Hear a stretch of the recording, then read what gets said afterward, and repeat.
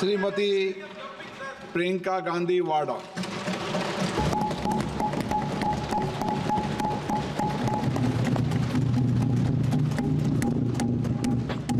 नमस्कार। माननीय अध्यक्ष महोदय जी, आज आपने मुझे इस सभा में बोलने का मौका दिया, इसके लिए मैं आपकी बहुत बहुत आभारी हूँ। सबसे पहले जो सुरक्षाकर्मी, जो जवान अफसर 13 दिसंबर को संसद की सुरक्षा के लिए शहीद हुए, उनके प्रति मैं श्रद्धांजलि व्यक्त करना चाहती हूँ। महोदय, हजारों साल पुरानी हमारी देश की, धर्म की एक पुरानी परंपरा रही है। ये परंपरा संवाद, चर्चा की रही है।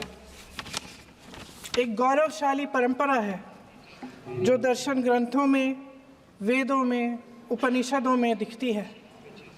वाद विवाद और संवाद की हमारी पुरानी संस्कृति है। अलग अलग धर्मों में भी, इस्लाम में, सूफियों में, बौद्ध धर्म में, जैन धर्म में, सिख धर्म में भी ये वाद संवाद, ये चर्चा बहस, इसकी संस्कृति रही है। इसी परंपरा से उभरा हमारा स्वतंत्रता संग्राम। हमारा स्वतंत्रता संग्राम विश्व में एक अनोखा संग्राम था, एक अनोखी लड़ाई थी जो अहिंसा और सत्य पर आधारित थी। ये वाद संवाद की जो परंपरा है, इसको इस संग्राम ने आगे कैसे बढ़ाया? क्योंकि ये जो संग्राम था, ये जो लड़ाई थी हमारी आज़ादी के लिए, एक बेहद लोकतांत्रिक लड़ाई थी। इसमें देश के किसान, देश के जवान, देश के मजदूर, देश के अधिवक्ता, देश के बुद्धिजीवी, चाहे किसी भी जाति के हों, चाहे किसी भी धर्म के हों, चाहे किसी भी भाषा को बोलते हों, सब इस स्वतंत्रता संग्राम में शामिल हुए। सब ने हमारे देश की आज़ादी की लड़ाई लड़ी।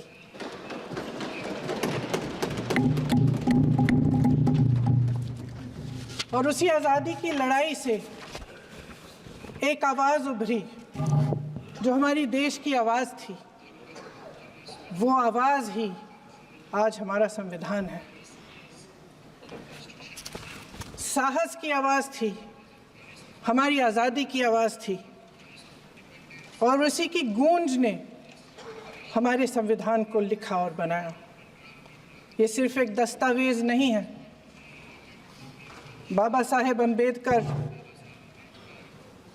मौलाना आज़ाद जी, राजगोपालाचारी जी और जवाहरलाल नेहरू जी और उस समय के तमाम नेता, जैसे आपने कहा,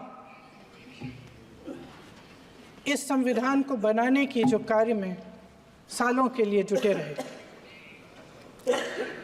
हमारा संविधान इंसाफ, उम्मीद, अभिव्यक्ति और आकांक्षा की वो ज्योत है जो हर हिंदुस्तानी के दिल में जलती है। अध्यक्ष महोदय, इस ज्योत ने हर एक भारतीय को ये पहचानने की शक्ति दी कि उसे न्याय मिलने का अधिकार है, कि उसमें अपने अधिकारों के लिए आवाज़ उठाने की क्षमता है, कि जब वो आवाज़ उठाएगा तो सत्ता को उसके सामने झुकना पड़ेगा। इस संविधान ने हर एक देशवासी को ये अधिकार दिया कि वो सरकार बना भी सकता है और सरकार बदल भी सकता है। ये ज्योत जो हर हिंदुस्तानी के दिल में जलती है, उसने हर हिंदुस्तानी को ये विश्वास दिया कि देश की संपत्ति में, देश की दौलत में, संसाधनों में उसका भी हिस्सा है, कि उसे एक सुरक्षित भविष्य की उम्मीद का अधिकार है, कि देश बनाने में भी उसकी भागीदारी है। उम्मीद और आशा की ये जोत मैंने देश के कोने कोने में खुद देखी है। उन्नाव में मैं एक रेप पीड़िता के घर गई, उसे जलाकर मार डाला था। वो शायद 20-21 साल की होगी। हम सबके बच्चे हैं।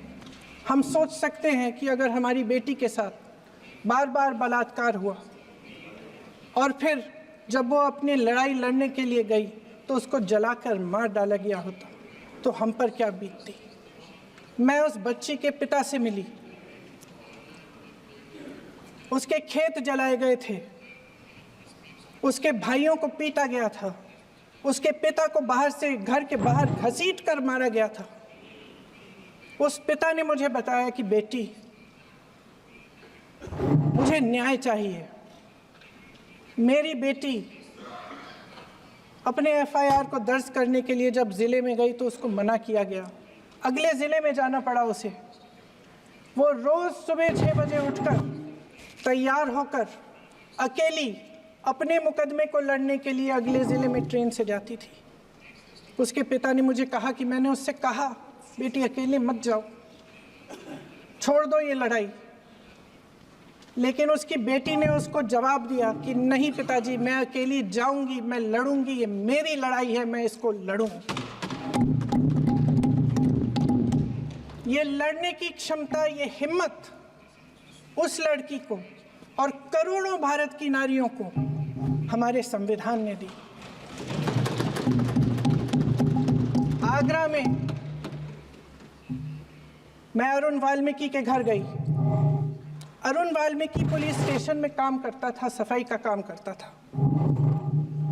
आप सोच सकते हैं हमारी तरह उसका भी परिवार था। नई नई शादी हुई थी, 2-3 महीनों का बच्चा था। पुलिस स्टेशन में चोरी हो गई। चोरी का इल्ज़ाम उस पर लगाया गया। उसके पूरे परिवार को उठाकर पुलिस स्टेशन में ले गए। आप हंस रहे हैं, लेकिन ये गंभीर बात है। और क्या गंभीर बात। शर्म करो, शर्म। अरुण वाल्मीकि को पीट पीट के मार डाला, उसकी बीवी को पीटा, उसके पिता के नाखून निकाले, उसके पूरे परिवार को पीटा गया। जब मैं उस जवान महिला से मिलने गई जो अभी अभी विधवा हुई थी, तो उसने मुझे कहा कि दीदी, हमें सिर्फ एक चीज़ चाहिए, हमें न्याय चाहिए और हम इस न्याय के लिए लड़ते रहेंगे, चाहे कुछ भी हो जाए। ये हिम्मत उस महिला को हमारे संविधान ने दी।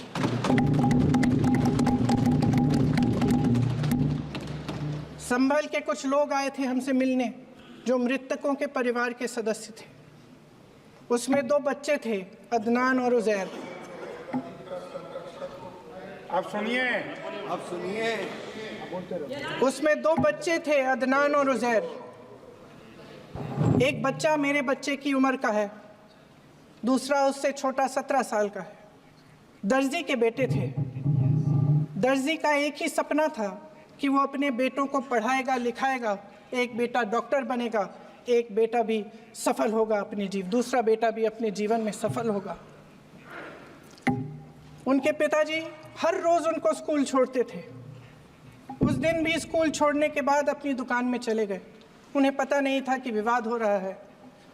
उन्होंने भीड़ देखी, घर आने की कोशिश की तो पुलिस ने गोली से मार डाला। वो 17 साल का बच्चा अदनान मुझसे कहता है, वो 17 साल का बच्चा अदनान मुझसे कहता है कि मैं बड़ा होकर डॉक्टर बन के दिखाऊंगा, मैं अपने पिता का सपना साकार करूंगा। ये सपना, ये आशा उसके दिल में हमारे संविधान ने डाली। अध्यक्ष महोदय, हमारे देश के करोड़ों देशवासियों के संघर्ष में, अपने अधिकारों की पहचान में, इनकी कठिन से कठिन परिस्थितियों से लड़ने की अपार हिम्मत में और देश से न्याय की अपेक्षा में हमारे संविधान की ज्योत जल रही है। मैंने हमारे संविधान की ज्योत को जलते हुए देखा है और इसके साथ साथ ये भी समझा है कि हमारा संविधान एक सुरक्षा कवच है। एक ऐसा सुरक्षा कवच है जो देशवासियों को सुरक्षित रखता है, न्याय का कवच है, एकता का कवच है और अभिव्यक्ति की आज़ादी का कवच है। दुख की बात यह है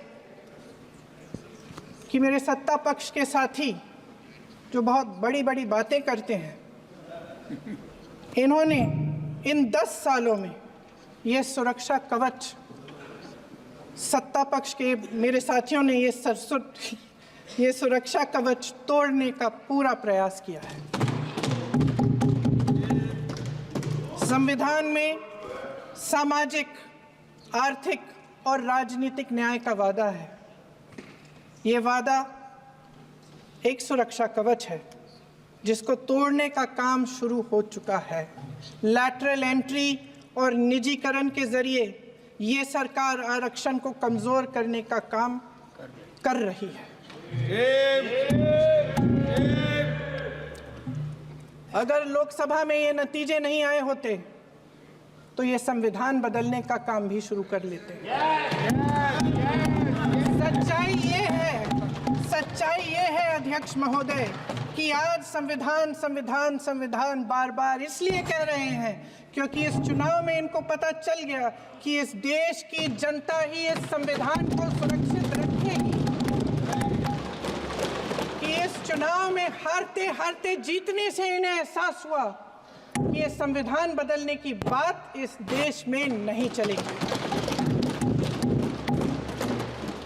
आज जनता की मांग है कि जाति जनगणना हो।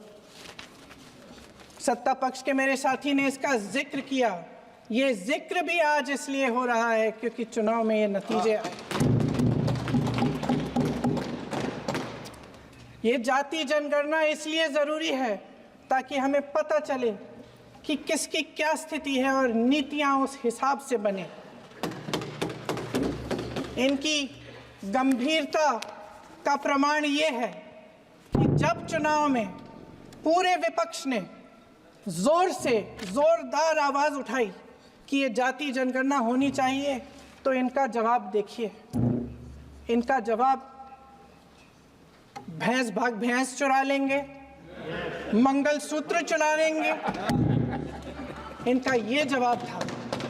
ये गंभीरता है इनकी जाति जनगणना पर। महोदय, हमारे संविधान ने आर्थिक न्याय की नींव डाली, किसानों, गरीबों और को जमीन बांटी, भूमि सुधार किया, जिसका नाम लेने से कभी कभी आप झिझकते हैं और कभी कभी उनका नाम धड़ाधड़ इस्तेमाल किया जाता है अपने आप को बचाने के लिए। उन्होंने HAL, BHEL, SAIL, GAIL, ONGC, NTPC, railways, IIT, IIM, oil refinery, तमाम PSU बनाए। अध्यक्ष महोदय, उनका नाम पुस्तकों से मिटाया जा सकता है, उनका नाम भाषणों से मिटाया जा सकता है, लेकिन जो उनकी भूमिका रही इस देश की आज़ादी के लिए और इस देश के निर्माण के लिए, वो इस देश में से कभी मिटाया नहीं जा सकता। 75 सालों में जनता का भरोसा रहा कि नीतियाँ बनेंगी तो जनता की भलाई के लिए बनेंगी। जल जंगल जमीन का अधिकार मिला आदिवासी भाई बहनों को। इंदिरा जी ने बैंकों का राष्ट्रीयकरण करवाया, खदानों का राष्ट्रीयकरण कराया। कांग्रेस और यूपीए की सरकारों में शिक्षा का, भोजन का अधिकार मिला। 75 सालों में जनता का भरोसा मिला। पहले संसद चलती थी तो जनता की उम्मीद होती थी कि सरकार महंगाई और बेरोजगारी पर चर्चा करेगी, कोई उपाय निकालेगी, कोई रास्ता निकालेगी। लोग मानते थे कि अगर कोई नई आर्थिक नीति बनेगी तो देश की अर्थव्यवस्था को मजबूत बनाने के लिए बनेगी, तो भारतीय बाजार को मजबूत बनाने के लिए बनेगी, उनके भविष्य को मजबूत बनाने के लिए बनेगी। किसान और आदिवासी भाई बहन भरोसा करते थे कि यदि ज़मीन के कानून में संशोधन होगा तो उन्हीं की भलाई के लिए होगा। आप नारी शक्ति की बात करते हैं। आज चुनाव की वजह से शायद इतनी बातचीत हो रही है नारी शक्ति के बारे में, क्योंकि हमारे संविधान ने महिलाओं को ये अधिकार दिया, उनकी शक्ति को परिवर्तित किया वोट में। और आज आपको पहचानना पड़ रहा है कि महिलाओं के बिना, कि नारी शक्ति के बिना ये सरकारें नहीं बन सकती हैं। इसीलिए आज आप नारी शक्ति की बातें दोहरा रहे हैं। जो आप नारी शक्ति का अधिनियम लाए हैं उसको लागू क्यों नहीं करते? वो 10 साल बाद लागू क्यों होगा? क्या आज की नारी 10 साल इंतजार करेगी उसके लागू करने के लिए? क्या बात है, क्या बात है।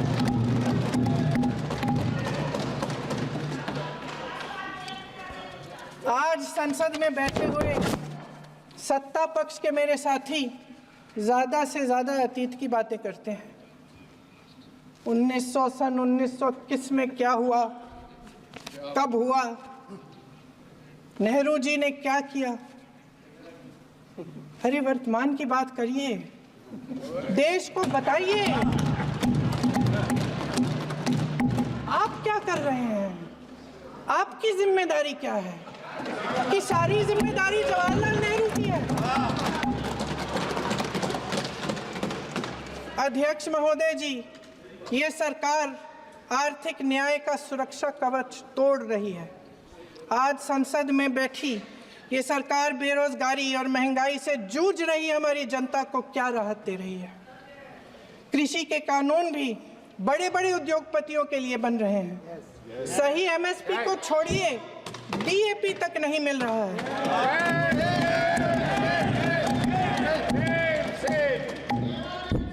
वायनाड से लेकर ललितपुर तक इस देश का किसान रो रहा है। आपदा आती है तो उसको कोई राहत नहीं मिलती। भगवान भरोसे है आज इस देश का किसान, उसको छोड़ दिया गया है। आज हिमाचल में देखिए, जितने भी कानून बने हैं वो सब बड़े बड़े उद्योगपतियों के लिए बन रहे हैं। हिमाचल में जो सेब उगता था उसके जो छोटे छोटे किसान हैं वह रो रहे हैं, क्योंकि एक व्यक्ति के लिए सब कुछ बदला जा रहा है। सुनने की हिम्मत रखो।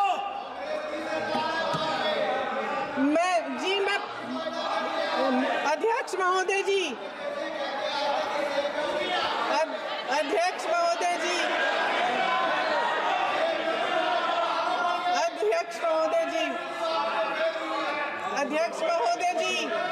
अडानी जी को सारे कोल्ड स्टोरेज प्रदेश की सरकार ने नहीं दिए।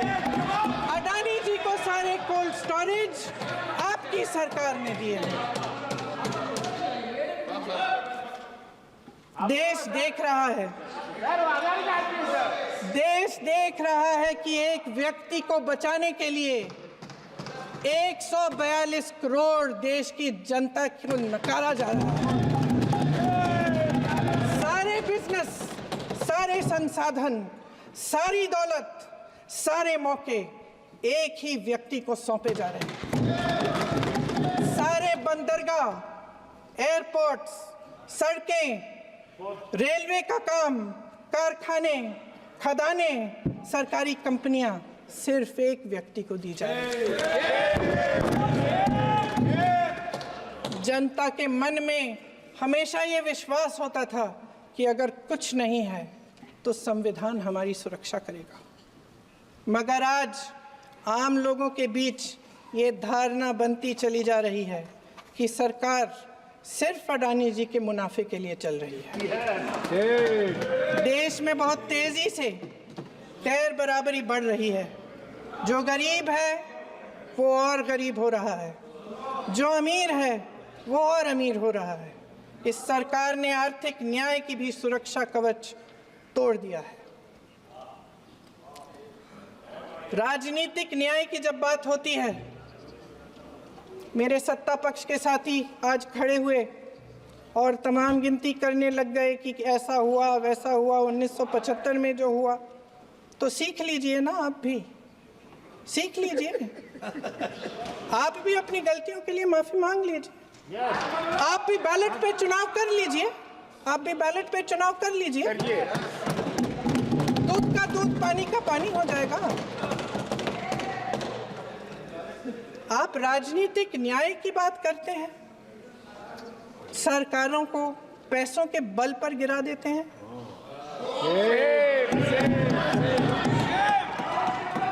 मेरा आग्रह है कि अपन संविधान में सकारात्मक बोले।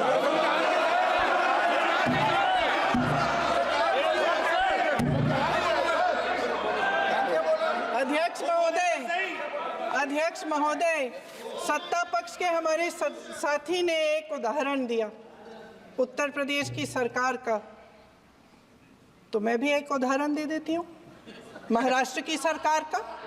मैं भी एक उदाहरण दे देती हूँ हिमाचल की सरकार को तोड़ने की कोशिश किसने की, पैसों के बल पे की, गोवा की सरकार।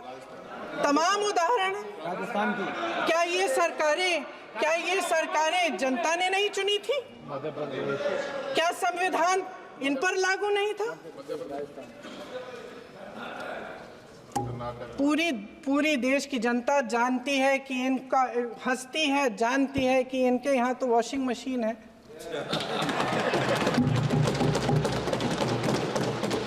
तो यहाँ से वहाँ जाता है, वो धुल जाता है। इस तरफ दाग, उस तरफ स्वच्छता। और मेरे कई ऐसे साथी हैं जो इस तरफ होते थे उस तरफ चले गए, मुझे दिख भी रहे हैं, वॉशिंग मशीन में शायद धुल गए हैं। अध्यक्ष महोदय, जहां भाईचारा और अपनापन होता था, जहां हमारे संविधान ने एकता का सुरक्षा कवच दिया था, वहां शक और घृणा के बीज बोए जा रहे हैं। एकता का सुरक्षा कवच तोड़ा जा रहा है। प्रधानमंत्री जी यहाँ सदन में संविधान की किताब को यूं माथे से लगाते हैं, लेकिन संभल में, हाथरस में, मणिपुर में जब न्याय की गुहार आती है, उठती है, तो उनके माथे पे शिकन तक नहीं आता।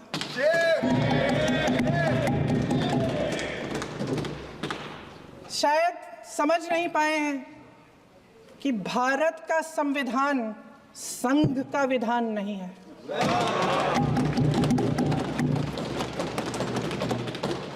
भारत के संविधान ने हमें एकता दी, हमें आपसी प्रेम दिया। उस मोहब्बत की दुकान जिस पर आपको हंसी आती है, उसके साथ करोड़ों देशवासी चले। करोड़ों देशवासियों के दिल में एक दूसरे के लिए प्रेम है, घृणा नहीं है।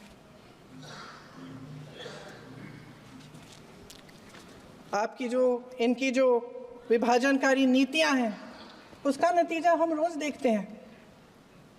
राजनीतिक फायदे के लिए संविधान को छोड़िए, देश की एकता को भी ये रख नहीं सकते, इसकी सुरक्षा नहीं कर सकते। हमने संभल में देखा, मणिपुर में देखा। दरअसल इनका कहना है कि अलग अलग इस देश के अलग अलग हिस्से हैं, लेकिन हमारा संविधान कहता है कि ये देश एक है और ये देश एक रहेगा। जहां खुला विवाद होता था, अभिव्यक्ति का सुरक्षा कवच होता था, इन्होंने भय का माहौल पैदा किया है। सत्ता पक्ष के मेरे साथी अक्सर 75 सालों की बात करते हैं, लेकिन इन 75 सालों में ये उम्मीद, आशा, ये अभिव्यक्ति की ज्योति कभी थमी नहीं, कभी बुझी नहीं। इस देश की जनता ने खुलकर आलोचना की, निडर होकर धरने किए, प्रदर्शन किए। जब जब जनता नाराज हुई, तब तब सत्ता को ललकारा, उसे चेतावनी दी, बड़े से बड़े नेताओं को कटघरे में खड़ा किया, उनसे जवाब मांगा, न्याय मांगा। इस देश के छोटे छोटे से नुक्कड़ की दुकानों में, चाय की दुकानों में, इस देश के घरों में, गलियों में, मोहल्लों में, अखबारों में, प्रकाशन घरों में, न्यायपालिकाओं में चर्चा कभी बंद नहीं हुई। लेकिन आज ये माहौल नहीं है। आज जनता को सच बोलने से डराया जाता है, धमकाया जाता है। पत्रकार हो या विपक्ष का नेता हो या किसी यूनिवर्सिटी का प्रोफेसर हो, छात्र संघ हो या कर्मचारियों का संगठन हो, सबका मुंह बंद कराया जाता है। किसी पे ईडी, किसी पे सीबीआई, किसी पे इनकम टैक्स, फर्जी मुकदमे लगवाए जाते हैं, जेल में डाल दिया जाता है। विपक्षी नेताओं को जेल में डाल दिया जाता है, उनको सताया जाता है। किसी को नहीं छोड़ा इस सरकार ने। देशद्रोही कह के उत्तर प्रदेश में मुझे याद है कुछ अध्यापिकाएं प्रदर्शन कर रही थी, उन पर मुकदमा डाल दिया देशद्रोही का, उन्हें देशद्रोही कह दिया। इन्होंने देश का पूरा माहौल भय से भर दिया है। इनकी मीडिया की मशीन झूठ फैलाती है, तरह तरह के आरोप लगाती है, और शायद वह भी भय में ही है। महोदय, मैं इस सदन को याद दिलाना चाहती हूँ कि ऐसा डर का माहौल देश में अंग्रेजों के राज में था। जब इस तरफ बैठे हुए गांधी की विचारधारा वाले लोग आज़ादी की लड़ाई लड़ रहे थे और उस तरफ वाली विचारधारा वाले लोग भय में रहकर अंग्रेजों के साथ साठ-गांठ कर रहे थे। लेकिन अध्यक्ष महोदय, भय का भी अपना स्वभाव होता है। भय फैलाने वाले हमेशा भय का खुद शिकार बन जाते हैं। ये प्रकृति का नियम है। आज इनकी भी यही हालत हो गई है। भय फैलाने के इतने आदी हो गए हैं कि खुद भय में रहने वाले हैं। चर्चा से डरते हैं, आलोचना से घबराते हैं। कई दिनों से हम मांग रहे हैं कि चर्चा करिए, लेकिन चर्चा करने की हिम्मत ही नहीं है।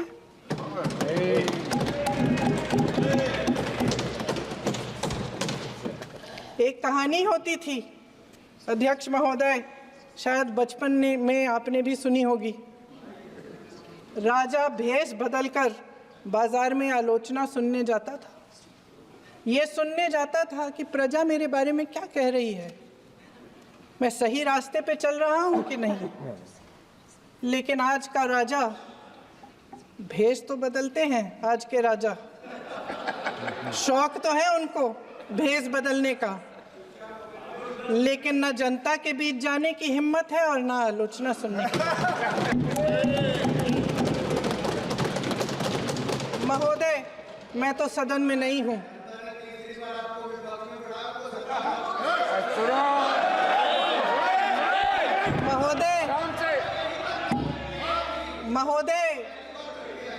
महोदय, जनता में बहुत विवेक है, ये सही है।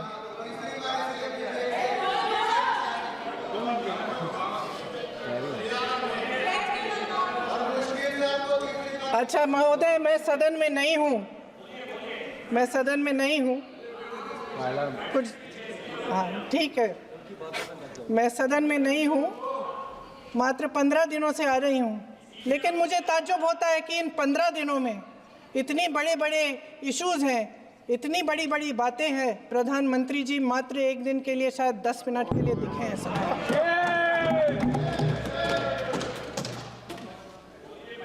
बात यह है अध्यक्ष महोदय जी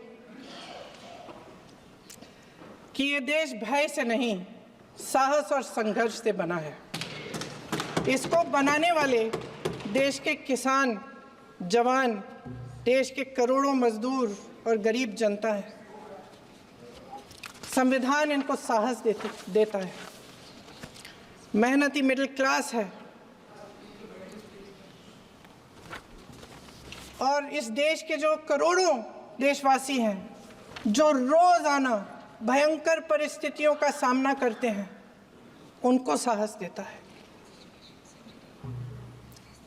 वायनाड में जो आपदा आई, उसमें एक छोटा लड़का था 17 साल का। 6 घंटों के लिए उसने अपनी माँ को बचाने की कोशिश की। 6 घंटों के लिए आप सोच सकते हैं कि अगर नदी की धारा बह रही है, नाराज़ है, आप अपनी माँ को पकड़े हो, 6 घंटों के लिए पकड़े रखते हो कि मेरी माँ बच जाएगी और अंत में वो माँ भी बह जाती है। उस लड़के का साहस,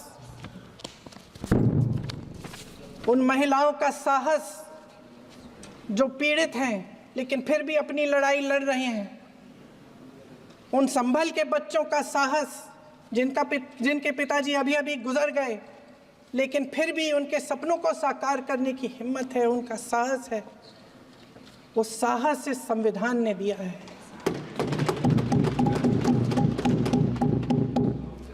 वो आत्मविश्वास इस संविधान ने दिया है। ये देश भय से नहीं चल सकता, ये देश साहस से ही चलेगा। भय की भी सीमा होती है और जब वो सीमा पार हो जाती है, जब किसी को इतना दबाया जाता है कि उसको लगने लगता है कि अब मेरे पास खोने के लिए कुछ नहीं है, तब उसमें एक ऐसी शक्ति पैदा होती है जिसके सामने कोई कायर खड़ा नहीं हो सकता। ये देश कायरों के हाथों में ज़्यादा देर तक कभी नहीं रहा है। ये देश उठेगा, ये देश लड़ेगा, सत्य मांगेगा, सत्यमेव जयते। जय हिंद। अगले